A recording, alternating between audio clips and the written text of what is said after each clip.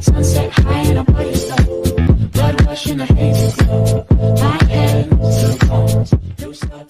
If you say, how we will hound him, since the root of the trouble lies in him, you should fear the sword yourselves, for wrath will bring punishment by the sword, and then you will know that there is judgment. Zophar, chapter 20. Then Zophar the Naamathite replied, my troubled thoughts prompt me to answer, because I am greatly disturbed. I hear a rebuke that dishonors me, and my understanding inspires me to reply. Surely you know how it has been from of old, ever since mankind was placed on the earth, that the mirth of the wicked is brief, the joy of the godless lasts but a moment. Though the pride of the godless person reaches to the heavens, and his head touches the clouds, he will perish forever like his own dung. Those who have seen him will say, where is he? Like a dream he flies away, no more to be found. Banished like a vision of the night. The eye that saw him will not see him again. His place will look on him no more. His children must make amends to the poor. His own hands must give back his wealth. The youthful vigor that fills his bones will lie with him in the dust. Though evil is sweet in his mouth, and he hides it under his tongue, though he cannot bear to let it go, and lets it linger in his mouth, yet his food will turn sour in his stomach. It will become the venom of serpents within him. He will spit out the riches he swallowed. God will make his stomach vomit them up. He will suck the poison of serpents.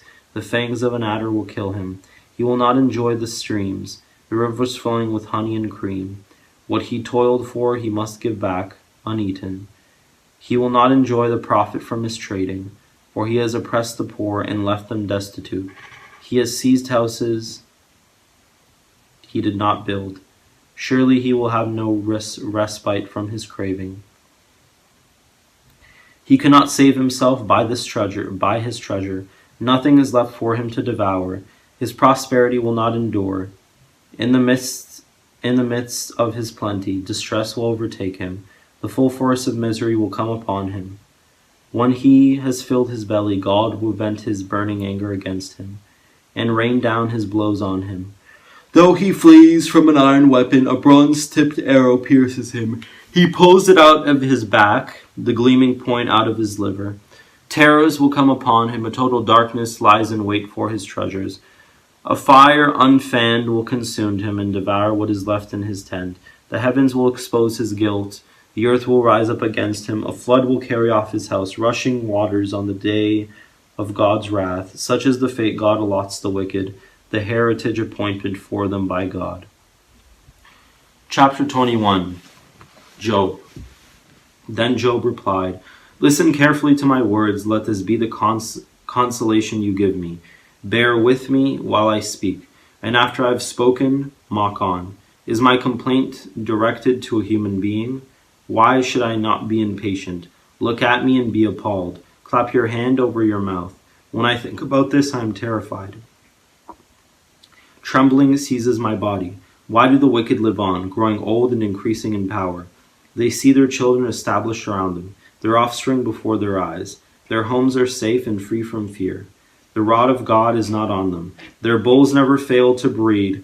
Their cows calve and do not miscarry. They send forth their children as a flock. They send forth their children as a flock. Their little ones dance about. They sing to the music of timbrel and lyre. They make merry to the sound of pipe. They spend their years in prosperity and go down to the grave in peace. Yet they say to God, leave us alone. We have no desire to know your ways. Who is the Almighty that we should serve him? What would we gain by praying to him? But their prosperity is not in their own hands. So I stand aloof from the plans of the wicked. Yet how often is the lamp of the wicked snuffed out? How often does calamity come upon them? The fate God allots in his anger. How often are they like straw before the wind, like chaff swept away by a gale? It is said, God stores up the punishment of the wicked for their children. Let him repay the wicked, so that they themselves will experience it. Let their own eyes see their destruction. Let them drink the cup of the wrath of the Almighty. For what do they care about the families they leave behind, when their allotted months come to an end? Can anyone teach knowledge to God, since he judges even the highest? One person dies in full vigor, completely secure and at ease, well nourished in body, bones rich with marrow. Another dies in bitterness of soul, never having enjoyed anything good. Side by side they lie in the dust, and worms cover them both. I know full well what you are thinking, the schemes by which you would wrong me. You say, where now is the house of the great, the tents where the wicked lived? Have you never questioned those who travel? Have you paid no regard to their accounts? That the wicked are spared from the day of calamity, that they are delivered from the day of wrath? Who denounces their conduct to their face? Who repays them for what they have done? They are carried to the grave, and watch is kept over their tombs. The soil in the valley is sweet to them, everyone follows after them, and a countless throng goes before them. So how can you console me with your nonsense? Nothing is left of your answers but falsehood. Eliphaz, chapter 22. Then Eliphaz the Temanite replied, Can a man be of benefit to God? Can even a wise person benefit him? What pleasure would it give the Almighty if he were righteous? What would he gain if your ways were blameless? Is it for your piety that he rebukes you and brings charges against you? Is not your wickedness great? Are not your sins endless? You demanded security from your relatives for no reason. You stripped people of their clothing, leaving them naked.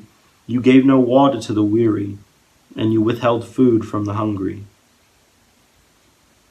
Though you were a powerful man owning land, an honored man living on it, and you sent widows away empty-handed and broke the strength of the fatherless.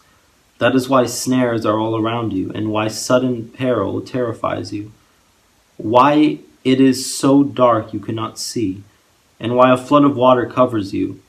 Is not God in the heights of heaven? And see how lofty are the highest stars? Yet you say, what does God know? Does he judge through such darkness? Thick clouds veil him, so he does not see us. And he goes about in the vaulted heavens. Will you keep to the old path that the wicked have trod? They were carried off before their time, their foundations washed away by a flood. They said to God, leave us alone. What can the Almighty do to us? Yet it was he who filled their houses with good things. So I stand aloof from the plans of the wicked. The righteous see their ruin and rejoice. The innocent mock them, saying, surely our foes are destroyed, and fire devours their wealth. Submit to God and be at peace with him. In this way prosperity will come to you. Accept instruction from his mouth, and lay up his words in your heart. If you return to the Almighty, you will be restored. If you remove wickedness far from your tent, and assign your nuggets to the dust, your gold of Ophir to the rocks and the ravines, then the Almighty will be your gold, the choicest silver for you. Surely then you will find delight in the Almighty, and will lift up your face to God. You will pray to him, and he will hear you, and you will fulfill your vows. What you decide on will be done, and light will shine on your ways. When people are brought up low, and you say, lift them up, then he will save the downcast. He will deliver even one who is not innocent, who will be delivered through the cleanliness of your hands. Job 23. Then Job replied, even today my complaint is bitter. His hand is heavy in spite of my groaning. If only I knew where to find him. If only I could go to his dwelling. I would state my case before him, and fill my mouth with arguments. I would find out what he would answer me, and consider what he would say to me. Would he vigorously oppose me? No, he would not press charges against me. There the upright can establish their innocence before him, and there I would be delivered forever from my judge. But if I go to the east, he is not there. If I go to the west, I do not find him. When he is at work in the north, I do not see him. When he turns to the south, I catch no glimpse of him. But he knows the way that I take. When he has tested me, I will come forth as gold. My feet My feet have closely followed his steps. I have kept to his way without